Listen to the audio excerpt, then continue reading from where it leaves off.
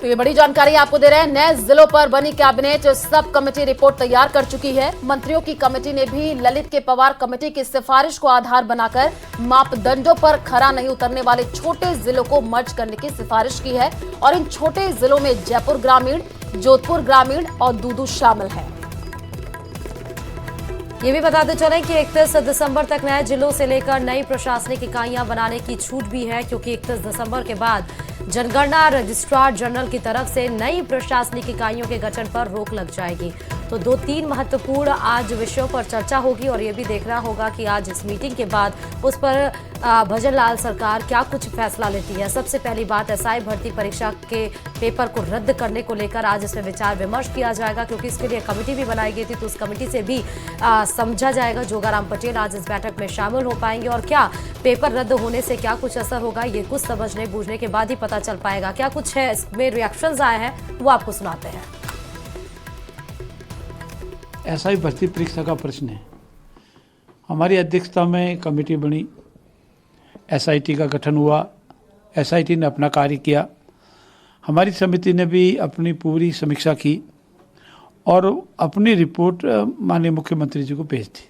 उनके पास विचाराधीन है और माननीय मुख्यमंत्री जी और सरकार इस पर सभी पहलुओं पर, जिसमें कानूनी पहलू भी है, सभी पक्षों के पक्ष भी है, अपने अपने हैं और अन्य सारी चीज़ें देखकर, एक्सपर्ट की रिपोर्ट भी है, उन सब को देख के कोई न कोई यथायोग्य शीघ्र निर्णय लेंगे।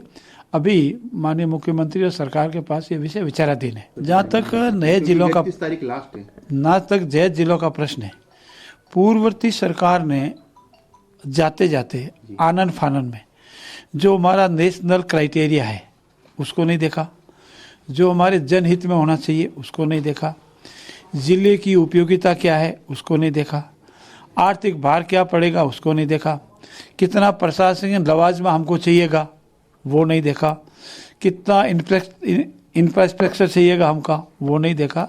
तो इसीलिए हमारी इसमें भी एक्सपर्ट कमेटी बनी, हमारी मंत्रिमंडलीय समिति बनी, उन्होंने भी अपनी अपनी रिपोर्ट सरकार को दी है और इस पर भी सरकार जल्दी, बहुत जल्दी इस पर निर्णय। ज्यादा जानकारी के साथ संवाददाता सौरभ गृहस्थी इस खबर पर जुड़ चुके हैं। सौरभ, क्या कुछ जानकारी है इस मीटिंग को लेकर? जी बिल्कुल, देखिए तमाम मंत्री जो है वो इस वक्त सीएमओ पहुंच चुके हैं। मुख्यमंत्री भजन लाल शर्मा भी सीएमओ पहुंच चुके हैं और कुछ ही देर में बैठक जो है वो शुरू होगी। इस बैठक का एजेंडा अब तक सामने नहीं आया, लेकिन चर्चा इस बात की है कि एसआई भर्ती परीक्षा को लेकर और नए जिलों को लेकर फैसला जो है वो इस बैठक में होना है। हालांकि ये भी चर्चा है कि एसआई भर्ती परीक्षा का मुद्दा जो है वो इस बैठक के एजेंडे में शामिल नहीं है, संभवतः उसे अलग से भी जो है वो रखा जा सकता है। साथ ही जो ट्रांसफर जो है खोले जाने हैं उस पर भी जो है वो चर्चा इस बैठक में हो सकती है। तो साल की अंतिम ये कैबिनेट बैठक है और नए साल पर जो कह सकते हैं कि कई घोषणाएं जो है वो एक तरह से राज्य सरकार कर सकती है। इस कैबिनेट में उन तमाम मुद्दों पर चर्चा हो सकती है जो पिछले काफी दिनों से चर्चा में है। नए जिलों को लेकर इस लिहाज से निर्णय होना जरूरी है क्योंकि 31 दिसंबर को तमाम जो प्रशासनिक सीमाएं हैं वो जो है वो सील होने जा रही है। तो उससे पहले नए जिलों को लेकर फैसला करना बहुत ज्यादा जरूरी जो है वो राज्य सरकार के लिए हो जाता है। तो जो छोटे जिले हैं उनको बड़े जिलों में विलय करने का फैसला जो है वो किया जा सकता है। एसआई भर्ती परीक्षा को लेकर जब सवाल यहाँ पर जवाहर सिंह बेडम जब पहुंचे तो उनसे पूछा गया तो उन्होंने कहा कि राज्य के जो भी हित में फैसला होगा राज्य सरकार वो फैसला जो है वो लेगी। तो माना जा रहा है कि संभवतः आज इस पर फैसला जो है वो हो। हालांकि मंत्री किरोड़ी लाल मीणा जो है वो कुछ भी बोले बिना जो है वो यहाँ से निकल गए और बाकी मंत्रियों ने भी इस पर कोई स्पष्ट जवाब जो है वो नहीं दिया है, क्योंकि मुख्यमंत्री की बैठक जो है वो होनी है तमाम मंत्रियों के साथ। तो उस बैठक में ही जो है वो चर्चा जो है वो होगी और माना जा रहा है कि 3:30 बजे जब प्रेस ब्रीफिंग होगी तब इस पूरे मामले को लेकर सरकार ने क्या कुछ निर्णय लिया है वो सब कुछ सामने आएगा। ठीक है सौरभ, आप इस पूरे खबर पर नजर बना करके रखिए। जैसे ही बैठक शुरू होगी तो आपका रुख भी करेंगे। फिलहाल शुक्रिया तमाम जानकारी साझा करने के लिए। और चले खबर अब आपको जैसलमेर से बता रहे हैं। जैसलमेर की मोहनगढ़ नहरी क्षेत्र में चक 27 बीडी के 3 जोरा माइनर में ट्यूबवेल खोदते समय जमीन फटने से हड़कंप मच गया। तो जमीन से 3 से 4 फुट पानी ऊपर उठ गया। वहीं ट्यूबवेल खोदने वाली मशीन भी जमीन में धंस गई। आपको बता दें कि जमीन से पानी अपने आप निकलने से खेत में हजारों लीटर पानी जमा हुआ है। विक्रम सिंह का खेत बताया जा रहा है। वहीं नहरी क्षेत्र के चक 27 बीडी के 3 जोरा माइनर की एक घटना बताई जा रही है। सबसे पहले ये तस्वीरें न्यूज 18 राजस्थान पर देखिए, जहां जमीन फटने से हड़कंप मच गया। खेत में जो हजारों लीटर पानी जमा हुआ था वो किस तरह से जमीन के अंदर से उफलता हुआ आपको नजर आ रहा है। ये सीधे तस्वीरें आपके सामने चक 27 बीडी के 3 जोरा माइनर की घटना बताई जा रही है। नहरी क्षेत्र की ये बात है जहां पर विक्रम सिंह का ये खेत बताया जा रहा है, जहां पर जमीन से 3 से 4 फीट ऊपर पानी बहता हुआ नजर आ। ट्यूबवेल खोदने वाली मशीन जमीन में धंस गई और उसके बाद से ये पानी का उफान आप खेत में देख रहे हैं। 3 से 4 फीट ऊपर ये खेत से ऊपर पानी उफाल मारता हुआ।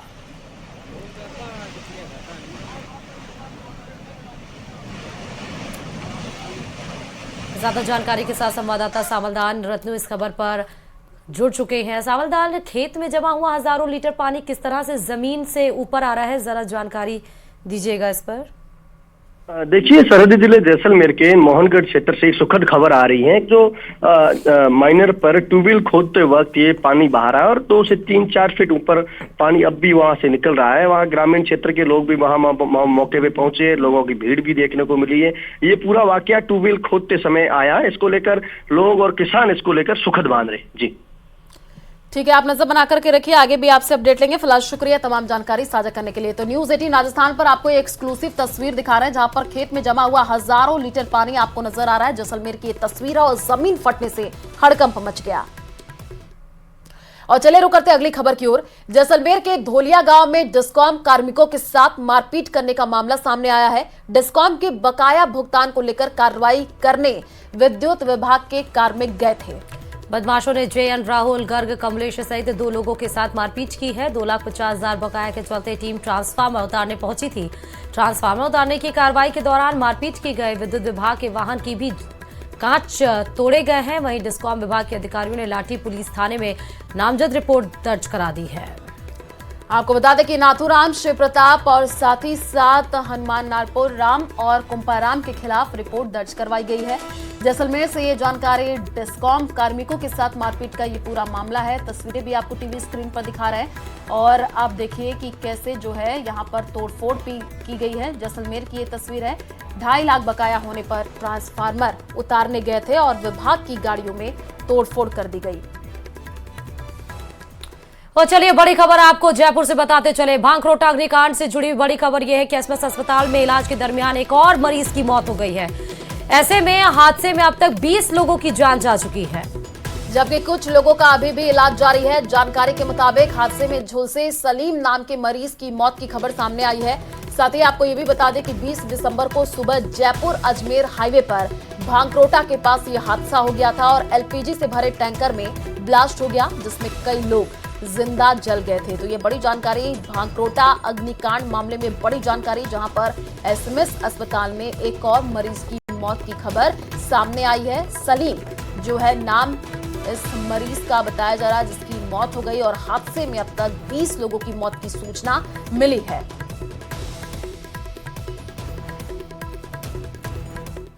चित्तौड़गढ़ से बड़ी खबर सामने आ रही है। पुलिस और तस्करों में मुठभेड़ हुई है। नीमच नारकोटिक्स टीम और तस्करों में मुठभेड़ की सूचना मिली है। नारायणपुरा टोल नाके पर बदमाशों ने फायरिंग भी की। फायरिंग में एक अधिकारी घायल बताया जा रहा है। टोल नाके पर पुलिस की गाड़ी को टक्कर भी इन बदमाशों के द्वारा, तस्करों के द्वारा मारी गई है। तो वाहनों की टक्कर में 2 नारकोटिक्स कर्मी घायल बताए जा रहे हैं। एक आरोपी गिरफ्तार कर लिया गया है। एक आरोपी अभी भी फरार बताया जा रहा है। आपको बता दें कि इनोवा कार से 345 किलो डोडा चूरा बरामद किया गया है। तो बड़ी जानकारी आपको चित्तौड़गढ़ के नारायणपुरा से दे रहे हैं, जहां पर आपको बता दें कि इस पूरे मामले में एक आरोपी की गिरफ्तारी हुई है। एक आरोपी फरार बताया जा रहा है। तस्वीर आपको दिखा रहे हैं। इनोवा कार से 345 किलो डोडा चूरा बरामद किया गया और जो है ये तस्वीर चित्तौड़गढ़ के नारायणपुरा की है, जहां पर आप देखिए कि बदमाशों ने फायरिंग कर दी और इस फायरिंग में एक अधिकारी घायल बताया जा रहा है।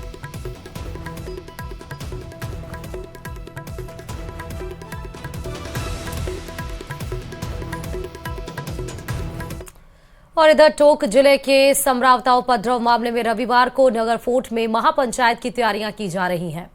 नरेश मीणा समेत लोगों को रिहा करने की मांग की जा रही है और पूरे मामले की न्यायिक जांच और गांव में हुए नुकसान का मुआवजा दिलाने की मांग अभी पूरी नहीं हुई। ये बड़ी अपडेट आपको दे रहे हैं। नगर फोर्ट में कांग्रेस नेता प्रहलाद गुंजल, सरपंच संघ जिलाध्यक्ष मुकेश मीणा महापंचायत को संबोधित करेंगे, सरकार के सामने अपनी मांगे रखेंगे। वहीं गुंजल पिछले दिनों से लगातार लोगों को नगर फोर्ट पहुंचने की अपील कर रहे हैं।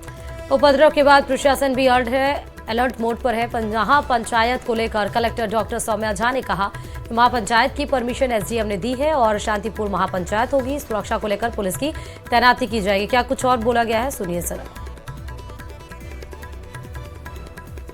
इनके दो मंत्री आ गए, ना किसी तरह का कोई जो यहाँ पे जिस तरह से जो घोषणाएं करके गए, हम ये करवा देंगे, हम ये कर देंगे, बाकी आज दिन तक ना तो समरावता गांव को ना तो ये न्याय दिला पाए, ना वहाँ पे जिस तरह से हमारी मांग रही कि जुडिशली जांच होनी चाहिए, वो जांच ये नहीं करवा पा रहे। और एक जिस तरह से जो हमारे जितने भी जो निर्दोष हमारे लोग अंदर है, ना उनको रिहा ये लोग कर पा रहे हैं, झूठे उन पे मुकदमे और लगा दिए, जो मुकदमे इनमें बनते ही नहीं है ऐसे मुकदमे ये लगा दिए, जबकि मुकदमा प्रशासन के ऊपर बनता है, पुलिस के ऊपर बनता है, उस एसडीएम के ऊपर बनता है, जिसकी वजह से ये सारा पूरा जितना जो पूरा गांव एक राहक बनते बनते बचा है। देखिए, हमारे पास परमिशन का आवेदन किया गया था, तो उसमें थानाधिकारी से रिपोर्ट लेके और डीवाईएसपी से रिपोर्ट लेके एसडीएम द्वारा सभा के लिए परमिशन दी जा चुकी है और ज़मीन भी उनके द्वारा आइडेंटिफाई की जा चुकी है। हमने जो भीड़ का आंकलन लगाया है उस हिसाब से पर्याप्त मात्रा में जाब्ता लगा रहे हैं और मौका मजिस्ट्रेट्स लगा रहे हैं और इसके साथ ही प्रशासन की एक्स्ट्रा टीम को भी हम उस जगह पर तैनात कर रहे हैं। इसके साथ ही लीडर्स के साथ भी हमारी वार्ता जारी है और लीडर्स भी इस बात से सहमत हैं कि वो नहीं चाहते कि किसी भी तरह की अनहोनी घटना हो। और कोटा संभाग के सबसे बड़े एमबीएस अस्पताल में संचालित होने वाली एकमात्र अन्नपूर्णा रसोई योजना इन दिनों ठप पड़ी हुई है। बताया जा रहा है कि टेंडर खत्म होने के चलते शहर में 1 दर्जन से अधिक अन्नपूर्णा रसोई में ताले लग चुके हैं और संभाग के सबसे बड़े एमबीएस अस्पताल की अन्नपूर्णा रसोई ने 150% लक्ष्य पूरा कर लिया था। लेकिन एमबीएस अस्पताल में अब अन्नपूर्णा रसोई योजना बंद होने के चलते मरीजों और परिजनों को 10 गुना ज्यादा राशि खर्च करके अस्पताल के बाहर खाना खाने के लिए भटकना पड़ रहा है। कोटा से ये जानकारी, तस्वीरें भी आप देखिए जहां पर ताले लटके हुए हैं और जरूरतमंदों को सस्ता भोजन नहीं मिल रहा है। संभाग के सबसे बड़े एमबीएस अस्पताल में आने वाले मरीजों और उनके परिजनों को लाभान्वित करने के लिए सरकार द्वारा चलाई गई श्री अन्नपूर्णा रसोई योजना संभाग के सबसे बड़े एमबीएस अस्पताल में ठप पड़ी है। यहाँ कई दिनों से ताले लगे हुए हैं और मरीजों और उनके परिजनों को जो खाना खाने के लिए दूर और सुदूर अंचल तक बाहर जो है महंगा खाना के लिए बाहर जाना पड़ता है और भारी परेशानियों का सामना करना पड़ रहा है। यहाँ हर वक्त चोरी की आशंका बनी रहती है और कई दिनों से अस्पताल परिसर में इस जो है अन्नपूर्णा रसोई योजना के बारे में कोई जानकारी तक उपलब्ध करवाने वाले नजर नहीं आ रहे हैं। के बारे में बताएं, क्योंकि आप ये बहुत गरीब लोग आते हैं यहाँ पे खाना खाने के लिए, तो ऐसे ही जाते हैं, तो ये चालू जाएगा, अच्छी बात है, गरीबों के लिए खाना मिल जाएगा 2 वक्त। कितने दिनों से बंद देख रहे हैं आप? अभी इसको तो 2 महीने का लमसम हो गया, 2 महीने से बिल्कुल ज्यादा हो गया होगा। आपसे जानकारी चाहते हैं। अन्नपूर्णा ये रसोई चलती थी, खाना वाना बनता था यहाँ पर। अभी कितने महीने हो गए? 2 महीने का लमसम हो गया, ज्यादा हो गया मेरे हिसाब से, 2 से भी ज्यादा हो गया, 3-4 महीने हो गए। भोजन अच्छा मिल जाता था तो गरीब लोगों को 8 रुपए में अगर किसी को भोजन मिल रहा है तो अच्छी बात है। देखो कुछ और लोगों से जानना, आपसे जानना चाहते हैं, क्या कहना चाहते हैं इस रसोई योजना के बारे में? बढ़िया है ये गरीबों के लिए। अभी भी बंद हुए 3-4 महीने हो गए, जब से खूब आते हैं लोग पूछने, भैया इंदिरा रसोई बंद हो गई क्या?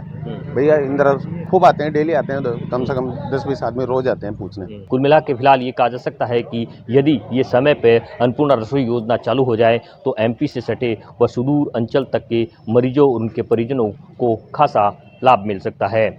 कोटा से न्यूज़ 18 राजस्थान के लिए ओम प्रकाश मारू। और इस बीच आपको कोटपुतली से बड़ी खबर बताते हैं, जहां ऑपरेशन चेतना पे सबसे बड़ी अपडेट ये है कि कुछ ही घंटों में बोरवेल से बाहर आ सकती है 3 साल की मासूम चेतना। तो मौके पर प्लान बी के तहत रेस्क्यू ऑपरेशन भी जारी है। आपको बता दें कि 2 सदस्यीय एक्सपर्ट टीम जो है 170 फीट गहरे गड्ढे में उतरी है। टीम के सदस्यों ने टनल की खुदाई शुरू की है और छोटी ड्रिलिंग मशीन और हैमर से टनल बनाई जा रही है। प्रशासनिक अधिकारी सीसीटीवी से मॉनिटरिंग कर रहे हैं।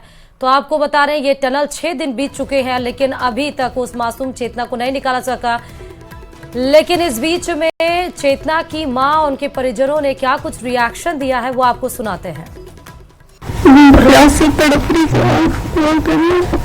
अभी तक उनको नहीं खाने की बोला, और अगर कलेक्टर मैन की अब बेटी होती तो कितना दिन तक वो उनका अंदर ही बंधे थी।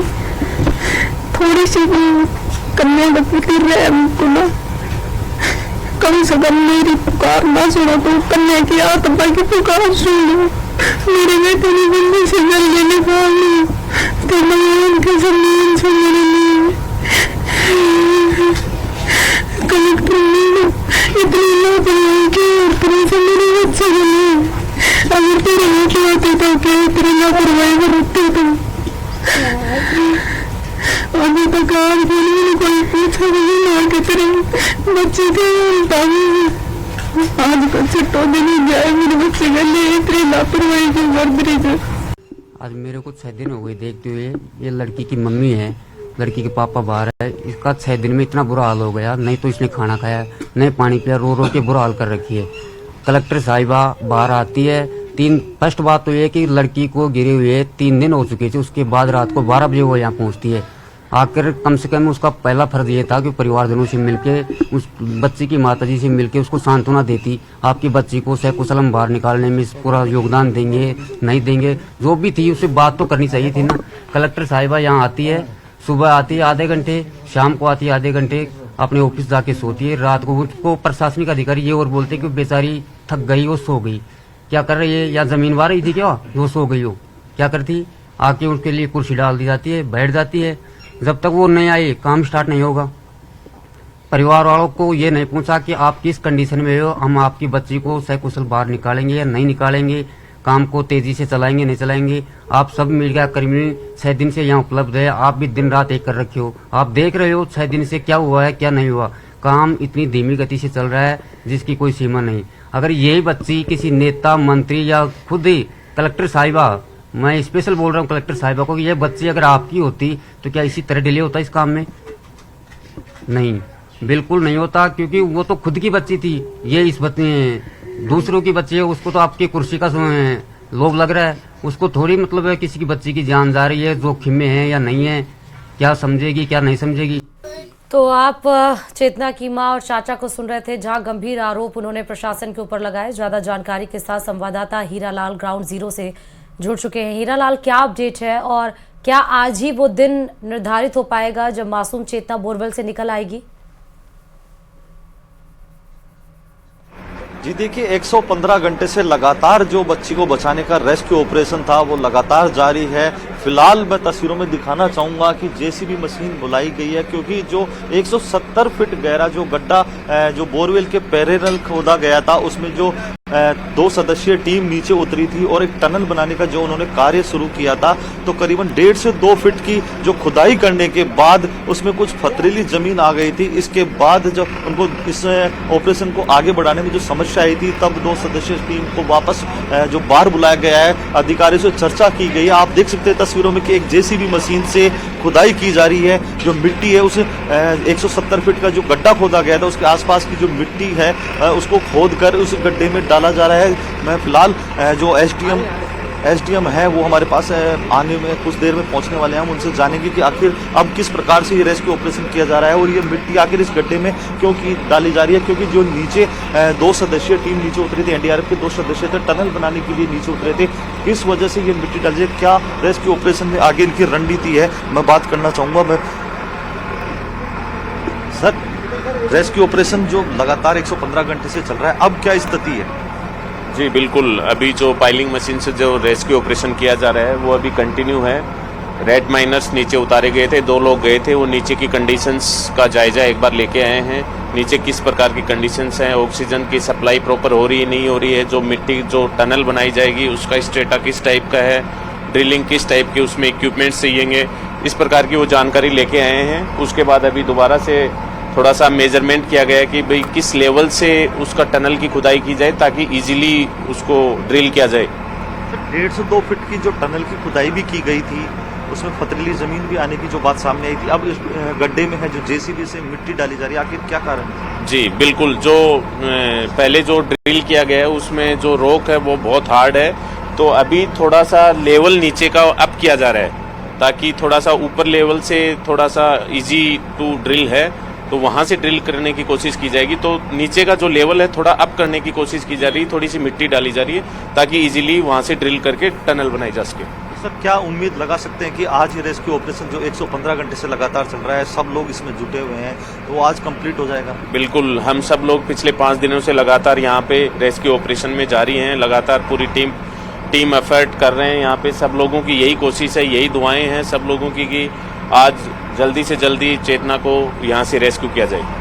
कितना समय और लग सकता है, कितना माने हम कि भाई इतना समय और लगेगा? लगातार हमारी टीमें काम कर रही हैं, एसडीआरएफ है, एनडीआरएफ, लगातार रेस्क्यू टीम, रेड माइनर्स भी अभी तुरंत प्रभाव से इसमें एक बार लेवल सही हो जाए उसके बाद उतारे जाएंगे, फिर जल्दी से जल्दी कोशिश है कि रेस्क्यू किया जाए चेतना को। इस जगह 163 फीट की गहराई पे जो बच्ची अटकी हुई है और जो आपने एक पहले ठीक है हीरा लाल, बहुत शुक्रिया तमाम अपडेट्स देने के लिए इस खबर पर। इसी के साथ इस बुलेटिन में फिलहाल